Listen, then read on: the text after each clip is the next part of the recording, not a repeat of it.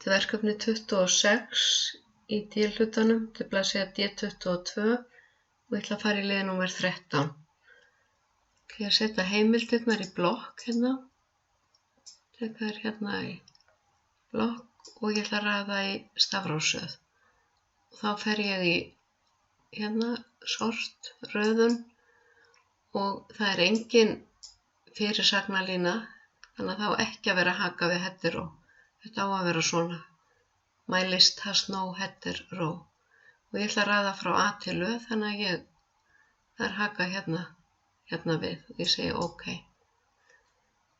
Og við ætlum að hafa heimildirnar með hangandi inndrætti á línu 2 og ef það fer í fleiri en eina línu og 3 punkta á eftir. Þá förum við hér í paragraf, við veljum hanging 0,7 og 3 punkta á eftir. Og þá kemur þetta hér.